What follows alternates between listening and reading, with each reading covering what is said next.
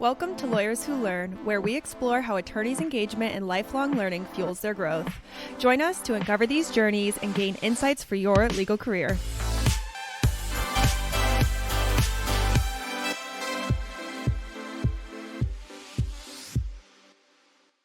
I am more than excited to have you on Lawyers Who Learn. You are somebody I look up to and have known for, I want to say, almost 20 years. I don't know, something like that. It's been a long time. I mean, you and your dad are featured in my first book, which I wrote in 2007. It came out in 2008. So just to give people a sense, that was, when I wrote it, it was 17 years ago. So Yeah, it's a long time. and I appreciated it then. And I can't believe I'm still slinging CLE, but I'm having more fun than ever. Just to tell you a little bit about Lawyers Who Learn, just to get you caught up to date. We all learn differently as attorneys. Some people learn through online CLE. Some people learn through speaking, through writing, through networking. You happen to do all of the above. And so you are an anomaly. And sometimes I have a theme ahead of time, which I know specifically where I want to go. And sometimes we discover it. And since you have a couple different areas, I'm going to just start with like what I know that you do. And it was easy because I knew it all in my head, but then I went to your site, Ari Kaplan Advisors, and you've done a great job sort of outlining it. But there's three areas that I see that you put yourself out there and you're continuing to learn from. And I want to really dive into where you think, is most interesting for this show is one, networking. You run a virtual lunch that you started during COVID and you continued. You run a quarterly breakfast, which I'm attending on Wednesday called, what is it? Legal Tech Mafia. Which I've trademarked. I was going to say, I want to ask about that. It is a trademark, yeah.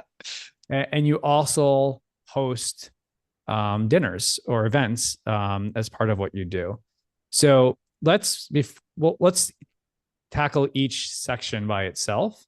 So take us through, and I'm really interested in what you've learned, versus all that you've done is, take us through this virtual lunch that's been going on for, I don't know, tell us about the virtual lunch and tell us what you've learned from doing it and how go about it. And the person that I think about when you're talking about this is somebody else who might want to start, who's an attorney and is like, how can I learn through networking and may want to be inspired to start their own virtual lunch? Yeah. And let me just say, you and your dad, I mentioned your dad because you were kind to invite me onto Lawline TV all those years ago when I first started doing this. So just to give your listeners a sense of who I am and what I do, I practiced law for nearly 9 years. I worked with typically large law firms in New York City, and I was writing articles while I was practicing. I was very lucky. My very first day of practice in 1987, I walked into the office of the partner I was working for, and he said, Ari, I write a column for such and such publication, which means we write a column for such and such publication.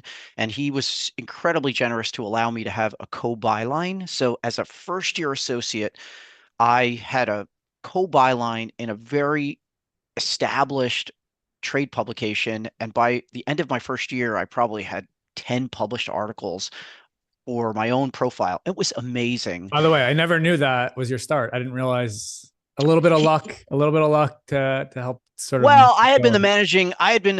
So I start for lawyers who are listening, for students who are listening, I always start my programs when I've had the privilege of speaking at over 50 law schools, and I always tell them that, I was a terrible law student.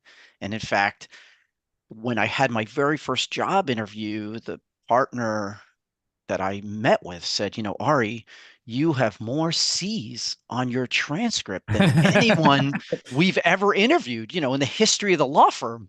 And I was like, well, actually, some of those are C pluses.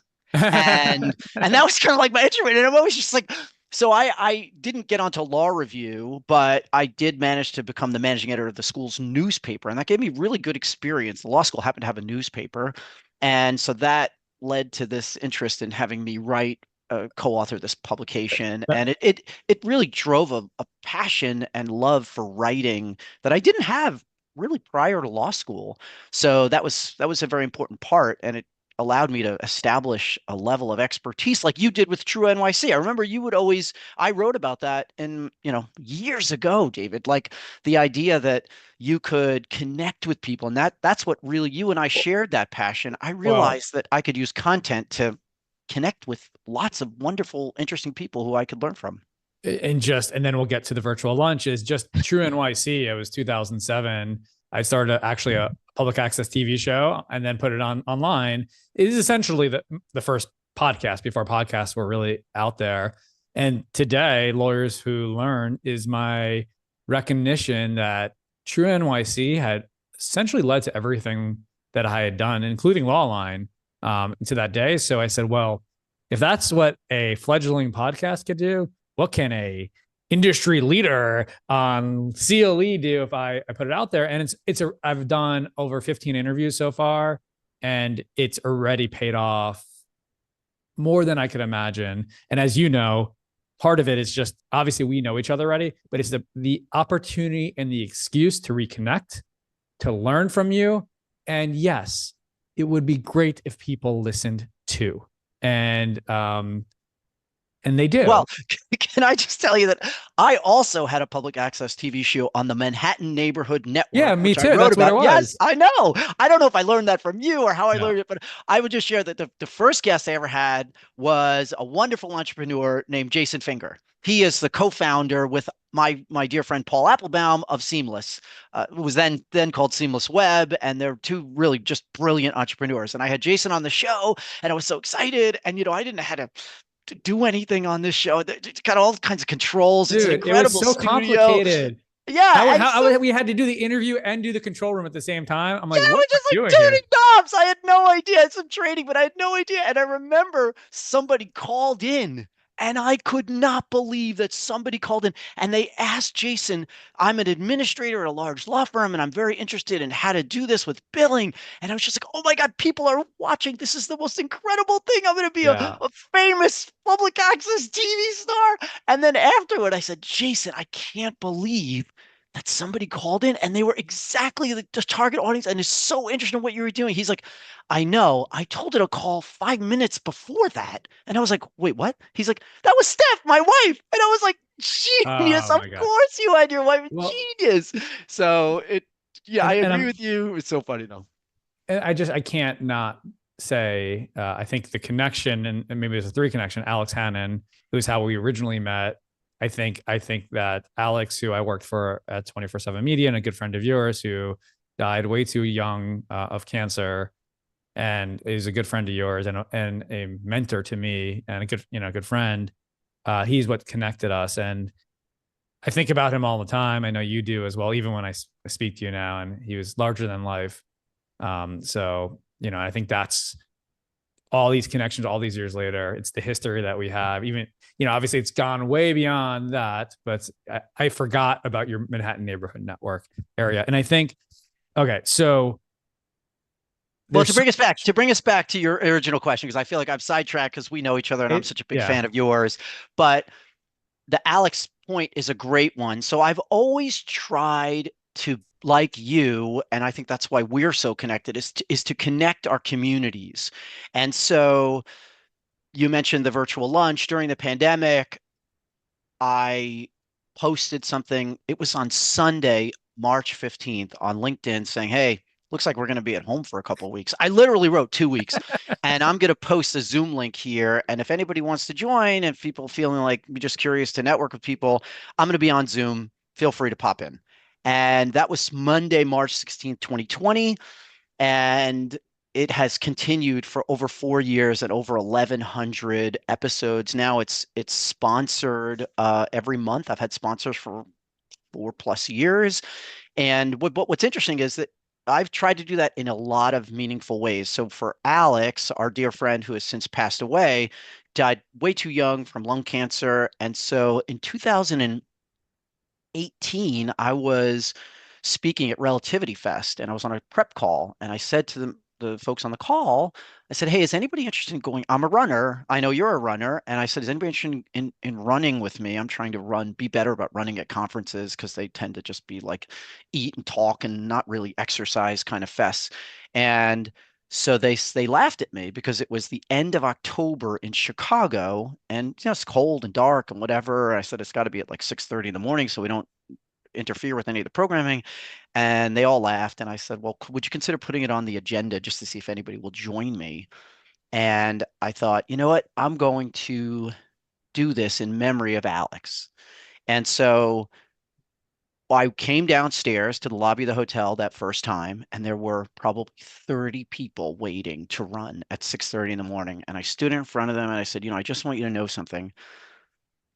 I want to just acknowledge that my dear friend Alex was a runner and he's since passed away, too young, but we're so lucky that we get up together and run and watch the sunrise. And I want you to meet each other. And I'd love for you guys to just get connected. And it was wonderful. And I made a donation to the Lung Cancer Foundation of America in honor of all these folks.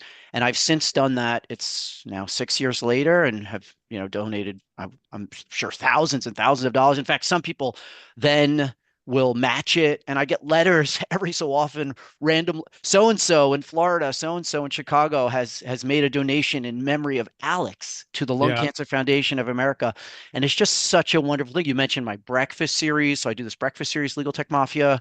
In 2025, I've already scheduled a breakfast at least every other month, and it's hosted at different law firms. And what I try to do is just bring together buyers and sellers, thought leaders, innovators, people who are looking for a job, people who are running organizations. It's just a wonderful collaborative group. And so the virtual lunch is essentially just another extension of what I've been trying to do, which is to lift up our community. And I feel really, really proud of it.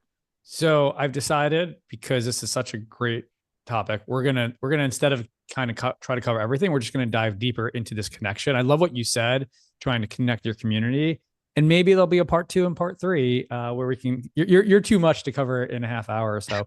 I So have my family says I'm too much also, David. so let's go through each, and then of course hosting the dinner series. So this is about learning, and I'm curious of what you've learned. Let's start with this virtual lunch. Is it daily still?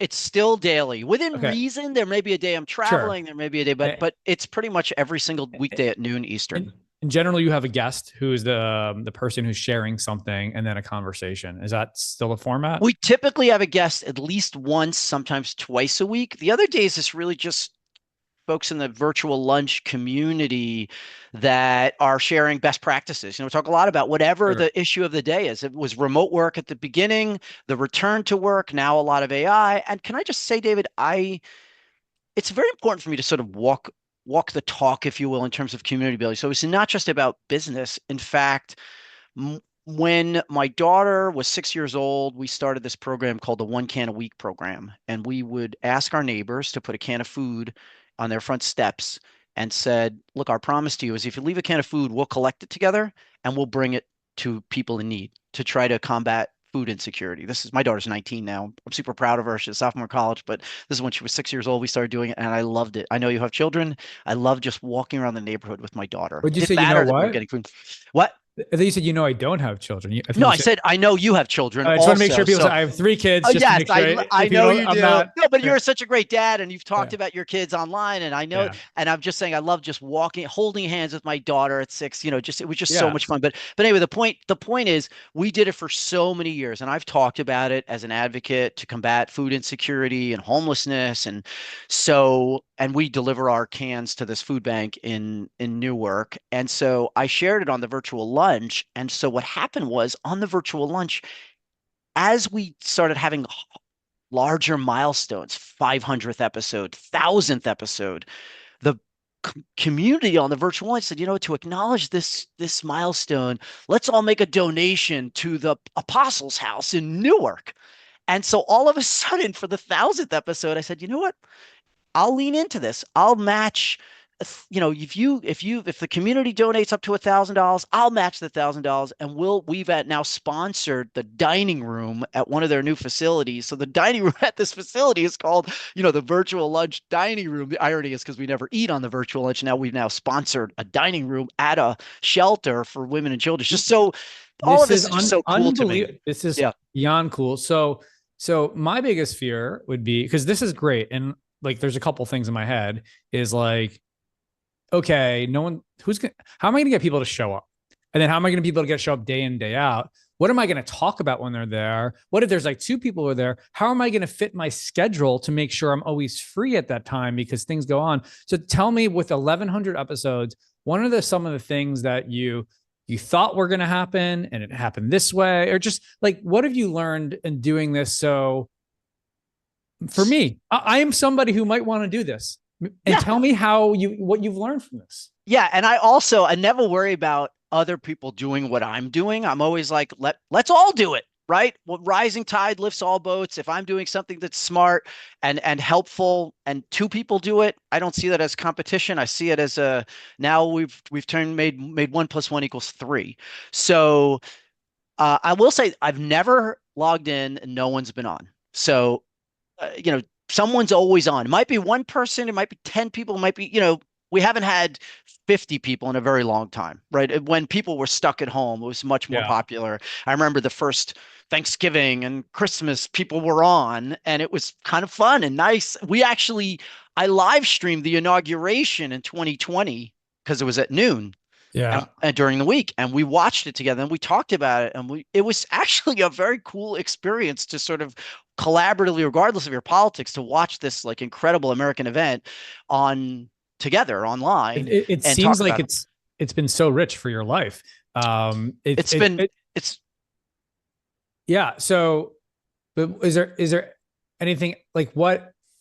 I mean, you're saying, and everything you're saying, all the things that call you surprise, but like, what do I need to hear for, New Year's resolution to be like, okay, in my industry, my niche, I'm going to start, let's call it a weekly lunch. Doesn't have to be daily. What are some things that you would recommend I go about doing? I think that it's important to show up. So the first thing is to say you're going to do it and do it. I'm a believer in the build it and they will come kind of philosophy. This is, for some things, that's enough. And I try to make it very simple. I used to joke that the virtual lunch is a show about nothing because I'm a massive Seinfeld fan. And so, in fact, my wife jokes that I have a very Larry David personality because we go out with a lot of couples once. And then all of a sudden something comes up and she's like, why did you lean into that conversation? Like, why would you? And I'm like, honey, they brought it up. I just sort of, she's like, she's like, you can almost hear the theme music as they're bringing dessert. She's like, we're never going to see these people again. I will say I'm happily married for 24 plus years. Whether she is, that's not, you have to interview her. She's a dynamic lawyer in New York City. So show up is number one. Number two, show up. I don't think. How did they tell people? Through LinkedIn? I have told people through LinkedIn. I'm sure that I could do a much better job of this. In fact, that's actually one of my 2025 objectives, is if the virtual lunch, the virtual lunch, I always joke that it's sort of, I'm in the bonus at this point. I thought it would last 2 weeks, then a few months. And then I thought through the pandemic. And then I thought, it's continued in a way that I haven't. So yes, I would say show up. That's sort of hands down for anything. Tell people about it. Maybe specifically invite groups of people. Once I invite them, they tend to come back. Also, you want to have maybe a core that get real value out of it. I try in the beginning, I also ask people like, who would you like to be in a room with? So this happened very early on. Someone said, Ari, I'm actually applying for a job with this company, and I'd love it if you could have so-and-so. Can you make an introduction? And I said, and I get that a lot. And I said, you know what? I'll do one better. I'll get you in a room with that person. I'll invite them to be on. I'll treat them as they'll be the guest. I'll share their guest. They like that. That's good for their visibility. Everybody wins. And now you can say, hey, we were on the virtual lunch together. You can ask a question or have some engagement. So you're using it as an excuse to even help connect people. Now you mentioned a guest. Now, how important do you think, if let's say weekly, because daily is gonna, I don't know, anyone besides you can probably do it daily, but let's say I'm gonna start it weekly. Should I have somebody almost like a podcast? Like, okay, what is it? Should I have a guest? What is the purpose of the guest? Because I don't want to just have people, time is precious. I want to be able to deliver value in that time. And so I want to either a guest, and then if there is no guest, how do you create structure if there's no guest? It's kind of like a talk show most days. I don't know. There's no structure. It'll start with, some story about the weekend, or, I love to talk about my mother-in-law, who I'm a big fan of. And it's just immediately fun and disarming. I don't have a formula for that. With the guests, I send questions. You and I are podcasters. So I have had a podcast. It's called Reinventing Professionals. I started it in 2009. It has almost 1,000 episodes at this point, and I have been featuring leaders in legal and in technology for 15 years. And the truth is, David, I did it for myself. It's a great lead gen. It's great. Of course. It's much easier for me to reach out to the CEO of Lawline and say, I'd love to feature you on my podcast, than to say, hi, I'm Ari Kaplan. I would love to spend time with you. It's like you just said it. People their time is valuable. So you want to honor their time with something that's going to have a long and important lasting legacy. I'll give you a great example of that. I was just at the Legal Tech Fund Summit. I'm not sure if you heard about that summit. Of course. Yeah. It was phenomenal in the Key Biscayne. I just came back on Friday, and I probably had 25 conversations more, but that I recorded, and maybe 8 were really great. And so each one of those 8, as an example, I wanted to get to know them better. And what better way to do it than say, I'm going to interview on my podcast. So that was my follow-up. And it's just a great excuse to get to know somebody. So you have the guest, you essentially interview them, or they talk for a little bit. You don't have a format. It's an hour max, I guess. And do you record it? And if you do you do anything with the recording? I typically record it. I ask permission, of course, in advance. I have it edited, and I then share it. I typically share it on YouTube or post it on LinkedIn. Sometimes I'm better about it than others. I usually post the full episodes on Vimeo. I have a ton of content available. Yeah. Interesting you say that, because sometimes I assume somebody wants to talk about something confidential or something that they don't want out there. Because once you record it, it becomes more content than private conversation. And did you make a conscious decision? I see more value in sharing the content, so we won't go too deep in these conversations. Yeah, I'm not that interested in hearing anybody's secrets in that format, or any sort of deep business strategy. In that case, I will either not record. Every once in a while, someone's like, I would prefer not to record. And I'm like, great. But they're saying it in front of other people. It's not just the two of us. Yeah. And so I assume everything I'm doing, even when it's not, but is being recorded, transcribed, pictured. Right. I don't feel any sense of that kind of privacy. I mean, my device is listening here in my house. Yeah, I like that. I think any professional should have that mindset. Yeah, You're totally tricking yourself if you somehow think whatever you've just said. And you and I are both raising children. I've said this to my children, who are now adults, young adults. I've said, be mindful of the fact that you could say, don't say silly things. You shouldn't think them, but don't say them, and et cetera. I think it's really important people are guarded that way. Awesome. And so the theme of this episode, which AI will help me kind of fine tune, but it's essentially connecting your community together, community building.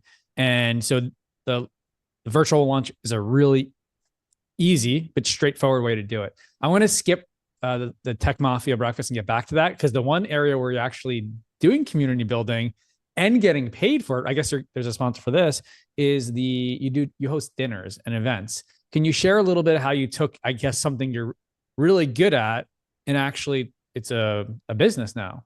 Totally.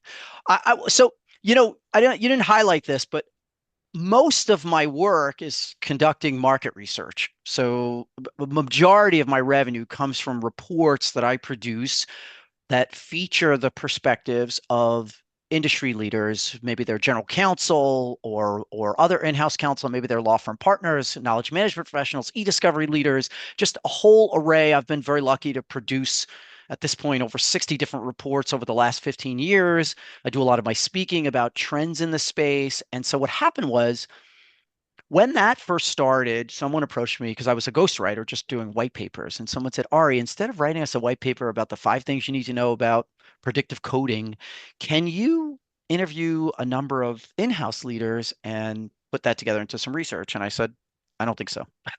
And she said, well, why don't we try it?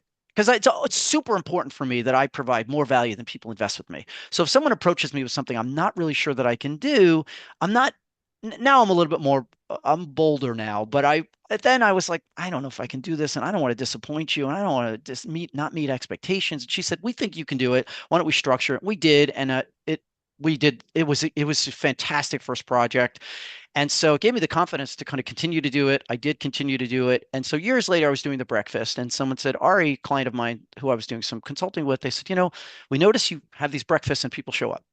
Do you This is think? the legal tech mafia Yeah, breakfast. yeah, yeah. We noticed, you have these and at the time it was like 7 people, 10 people, maybe, like as I've said, just show up and other people might show up too. And you'll see at the breakfast this week, there'll be way more than that. Not good. And so I said to them, they said, do you think you could invite senior leaders like general counsel and very senior in-house counsel for a dinner? And I said, no, I don't think people are going to show up to a dinner in some random city, no less. Not like, I'm a New Yorker, maybe in New York.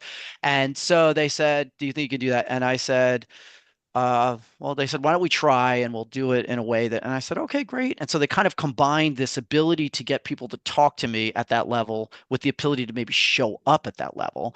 And so we did the first one, and people came, and they were very high level people, and it was really exciting. And then I kind of figured out that they're really interested in connecting with each other and was able to kind of combine that. But it's not as easy as it sounds. The people who are able to do that, and you see some people in our industry who are able to do that, they're really gifted at it. There are other people way better at it than I am, but I really try to cultivate uh, a very curated conversation between very senior leaders who share the same needs and challenges and see the same opportunities so that they can kind of cross-pollinate those ideas to elevate the entire space. And I've done now 27 of them. I've done them across the US, and also I did one in Frankfurt, Germany on Monday, March 9th, 2020. Crazy. Monday, March Right 9th. before the world shut down. I Yeah. happen to Okay. be I Got it. happen to be speaking at an event in No, I Prague. remember we did Yeah. discuss that. All right. So from Yeah. 27 of Mhm. them, can you give me off the top of your head, since I'm sure you can generate it from some sort of algorithm, 5 or top 3 take things you learned from doing this? Yeah. So it's crucially important when you're gathering people to be honest about the fact that they're not there. I mean, in my case, they're not there to see me, right? They're there because I have created an environment for them to see each other. They don't always get that opportunity. And I'm perfectly happy to do that. There's no ego involved in that process. I love the fact that they thank me for connecting them to each other rather than for saying hello to them. And so I think that's one. I think it's important to be structured, but kind of flexibly structured. So I typically will have some questions, but then I will allow, if I notice that people immediately start to gravitate, if I ask, what is your biggest challenge? And then we burst into a discussion about AI or hiring or new regulations, then I will acknowledge that and allow us to go in that direction. I don't have a specific objective other than vibrant conversation. To that point, how much of the dinners is focused on one conversation versus them talking to whoever's, next to them? Oh, that's really important. So size matters, table configuration matters, room matters, right? I prefer a square table that holds about 4 on each side. I prefer a private room, or at least something that's super quiet. Ambient noise is a real problem. Long tables are very disruptive because people at each end tend to have side conversations. I am trying very hard to engage people in all different directions. I mean, I really want people, but I do allow for time. And I think it's really important to give time for people just to Sure. Is meander, it about network. 50-50 about where you try to facilitate a one conversation among the group and then 50% to eat and then talk? Is that about the right mix? I think we pause like when food comes Yeah. out, and that's another issue because I've been lucky to work with companies that do these at nice restaurants. And sometimes at a very nice restaurant, they want to get really into the details of the food, which Yeah. can be super distracting. I've prepared for you today. And I'm like, this is not Iron Chef. I'm trying to have a Got it. conversation with Well, folks. totally. And for me, I love when there's one conversation because you actually get to meet the whole table really intimately, especially when there's a really good icebreaker.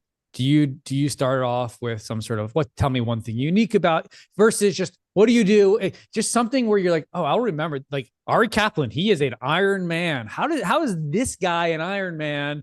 What, twice over, I think? Twice. Yeah. Yeah. My sister-in-law always says that to me. She's like, you don't look like you would be an Iron Man. I'm like, they most of them look like how I look. I've done it. You see them. They're like not gigantic, hulking human beings. It's so anyway, but that's actually a great point. We always start out with, what's your name? Where are you, et cetera. But like, what's something interesting about yourself? And people will typically share something. And it's funny because if you say you did the Ironman or you've run a marathon, then other people may tend to say, "Oh, I just did this," and You they sort of start the follow theme in that. that route. But Yes. if I said, "Oh, I'm a struggling guitar player," they'd say, "Oh, I play the flute and I play the cello," and so it's a very interesting. I'm an artist. Oh, I didn't. Or if you have something quirky, right? I can read upside down. Oh, that's crazy. When I do a handstand, I can play and it's actually my favorite part, and people are always it's just it's wonderful. The icebreaker part, wonderful, and there are lots of different ways to do Yeah. it. I try to keep things very simple so that I could focus on trying to connect individuals rather than sticking to a script or Yeah. making myself concerned about. And in fact, I will just share because I know you've talked about this, but even when I'm speaking, I teach some public speaking and I've done a lot of public speaking. I've been lucky to do a lot of public speaking, but I don't read notes or whatever, but it's mostly a process of storytelling and trying to weave in lessons into the storytelling. You can imagine being my children. My daughter is very famous for, being like, oh boy, Dad's got a speech. My mom's not even, we haven't even finished eating. Mom's already cleaning up. Dad's got a speech. And it's like it's funny, but I just have this certain style of just trying to share stories in an effort to help people understand. Yeah. No, I appreciate that. It's and I really can relate to if somebody says something in one topic, everyone seems to like, oh, great idea, and just sparks sort of that conversation. Um, all right. So just to round us through, and we kind of touched on it briefly. The third area of community building that you're doing is a breakfast. You said every other month, and you said there could be 20, 30 people, even more showing up. You're doing it I think it's like an AmLaw 100 law Yeah, firm. typically large law firms generously share their space. So this is a great lesson for folks.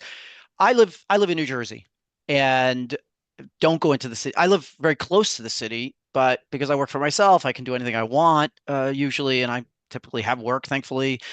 But I try to go into the city just because if I go into the city, I tend to have more meetings. I tend to connect with people a little bit more organically.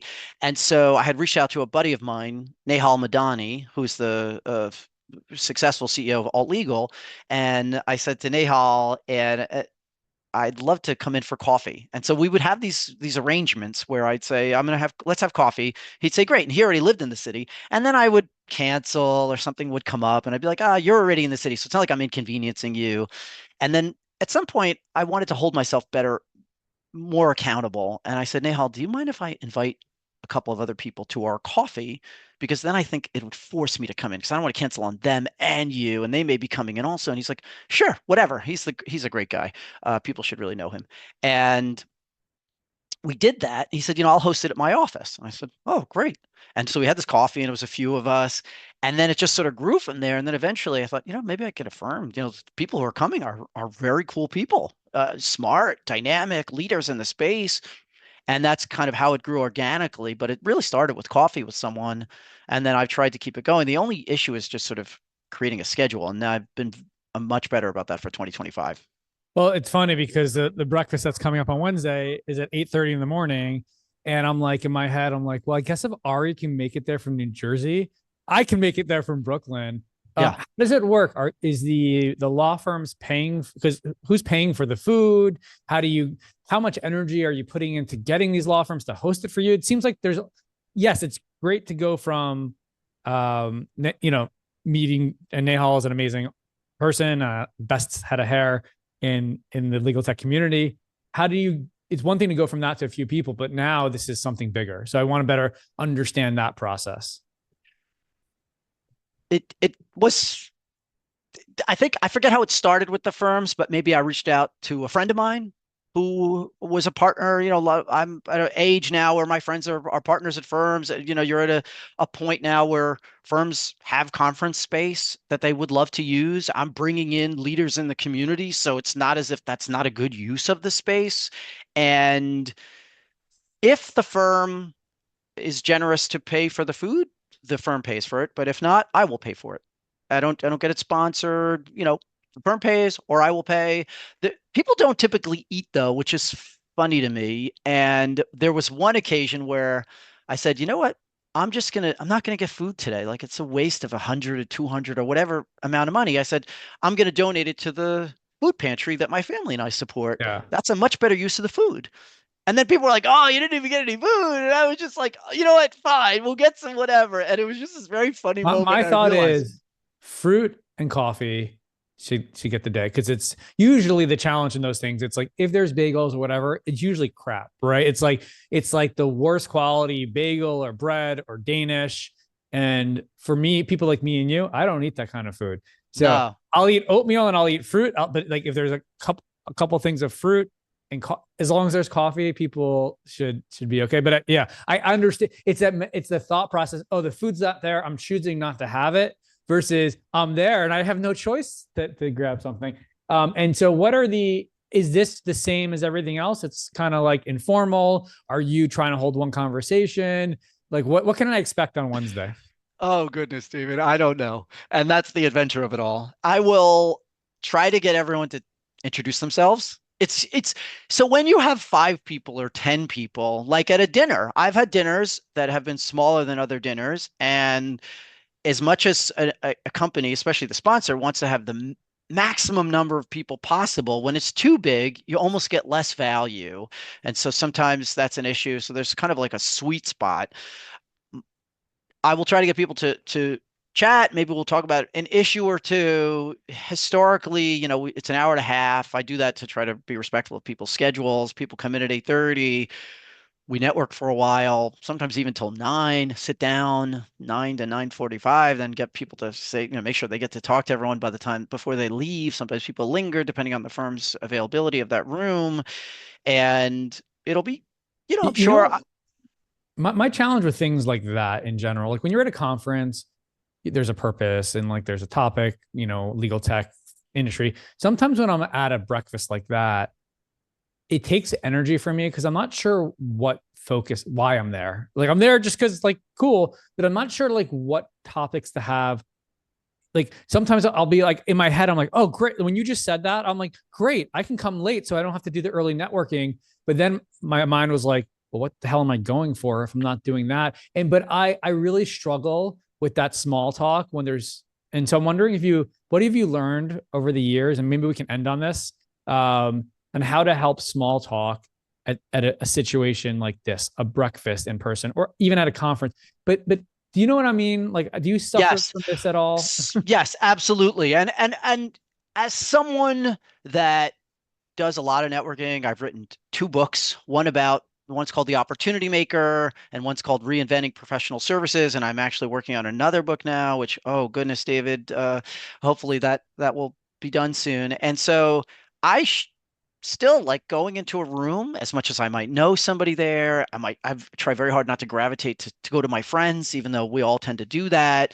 Because I also think, why am I coming? Sometimes I'm traveling there. What is the purpose of this?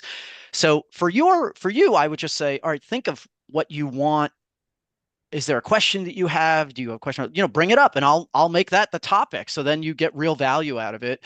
But I think that people should remember that the serendipity of all of this is real. And I know that despite the fact that I have very little idea what is going to occur and that it's sort of unscripted and it could few people could show up. I just think magic happens when you gather people together. There's a magic. I first of all, that's that after COVID and then working from home and working remote. And now I have a co-working space because even as much as I love this spot, I've recognized I am 20% of who I could be because my power is communicating and being in person with others. And that's where you end up showing up who you want to be. I still believe that showing up at these events, to me, the most boring conversation is, what do you do? What do I do? Shoot me. That's just not the right approach. And so I'm still at 47 years old trying to figure out a better approach. Usually it's finding a commonality or something to that degree.